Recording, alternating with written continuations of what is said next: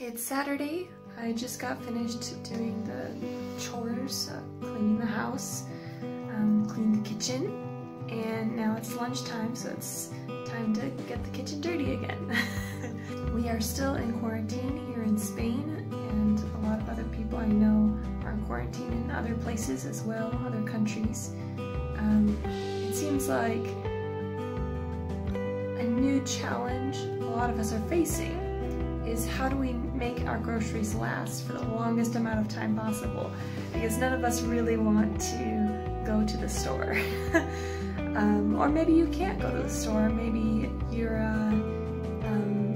in self-isolation and feeling sick or don't want to be around other people who might be sick because you're in an at-risk category. So for you, it'd be a good idea to avoid any public spaces, grocery stores included.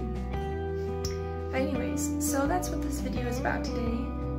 It's been 1 week since I've been out to the grocery store, bought any groceries at all. So I'm getting a little low, especially on fresh food, but I do have a little bit of food I just want to use up before going back to the grocery store. You know, I don't want it to go to waste. So I was doing some research online and I came across this really interesting little blog article, I guess. The website is makeuseof.com. I will link it in the video description below. This article featured several different websites that you can use to look for recipe inspiration, especially if you're not used to cooking at home that frequently. Normally, I prefer to find recipes or find ideas of what I want to cook, make a plan, and then make a list of the ingredients that I need to get from the grocery store, you know. But this process is the reverse order. You're looking at what you already have and then building recipes based on that. I want to just feature a few different websites that I really liked. So the first one is My Fridge Food. Again, I'll put these links below in the video description. My Fridge Food is a website where you can select all of the different ingredients that you currently have, and then it will suggest recipes for you. I think it works better on mobile because when I was using my laptop, it seemed a little glitchy and it wasn't giving me the recipes for some reason. Like it would clear out all the ingredients I had selected.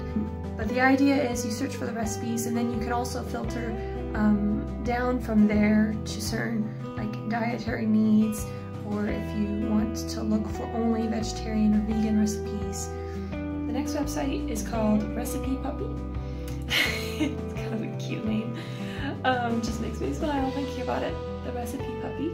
And again, this is an ingredient-based recipe search where it searches throughout the internet, anywhere online, for recipe ideas, and you just put in what kind of recipe you're looking for and ingredients, and then it will give you suggestions. Not all of the suggestions will be just those ingredients. They might include other ingredients that you may or may not have, but it can give you a starting point or ideas. You get lots of different recipes to choose from. Okay, the next website is called Student Recipes.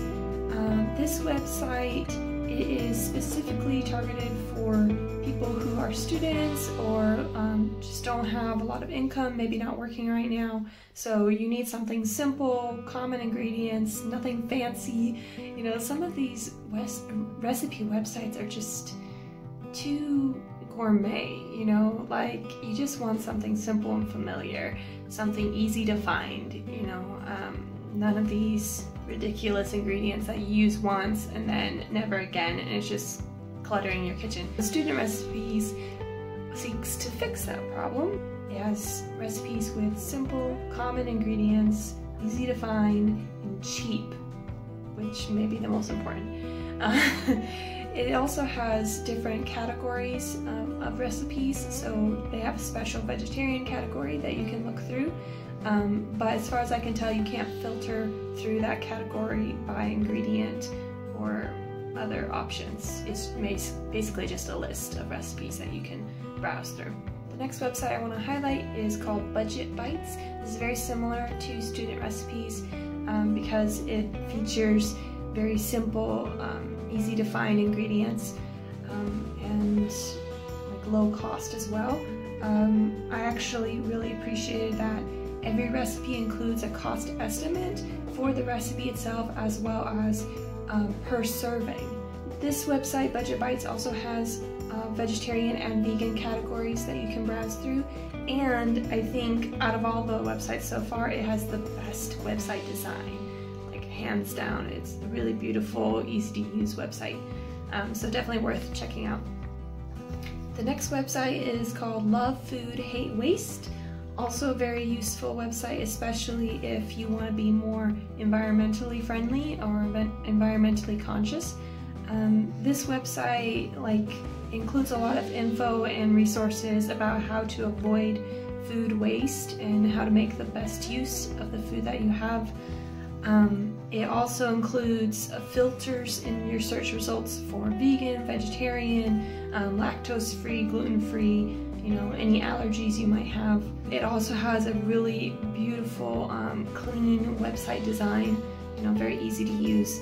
You can search by ingredients, but one downside I did notice is it doesn't seem to have as many recipes on its site as compared to the other websites that I've seen so far.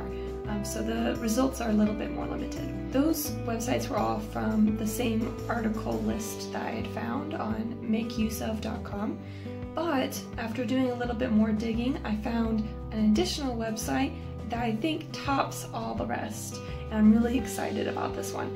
It's called Supercook, and it's not only a website, it's also an app that you can download. It works very similar to the others where you add ingredients that you have and it suggests recipes for you, but I think it's just a little step beyond, a little more advanced than the other ones are. And what I'm really just impressed by is when I found this website on my phone, there was a feature where you could start the microphone and just talk into your phone saying the ingredients that you have. Open up the fridge and just start listing ingredients like, okay, so I see rice, lemon, beans, all that.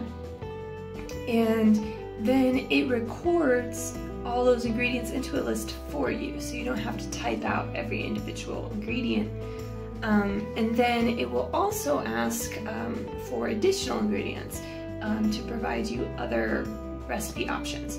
So for instance, when I was looking on it earlier, I put in a few ingredients and then it asked me, do you have, and then had a list of a whole bunch of other ingredients that I could add. And that gave me even more recipes that I could choose from. It also has additional filters for vegetarian or vegan recipes, as well as some allergies as well, I believe. I was just super impressed, definitely worth checking out, or at least trying, So I found a few recipes through that website that I'm going to try today. I have in my fridge some leftover mushrooms and asparagus, so I really wanted to use those in some way. I also have some beans and some leftover rice, some lemons. So those were the main things that I wanted to find some way to use those. So today I'm going to try a refried bean recipe, which is pretty simple. I'm going to spice it up a little bit with some roasted asparagus and mushrooms. And I noticed that a lot of the asparagus recipes were cooking the asparagus with slices of lemon or with chopped up mushrooms. And I'm just going to combine the two. So there wasn't a specific recipe using all three, but I'm just going to put asparagus, lemon, and mushroom all in the same roasting pan, and I think it's going to turn out really well.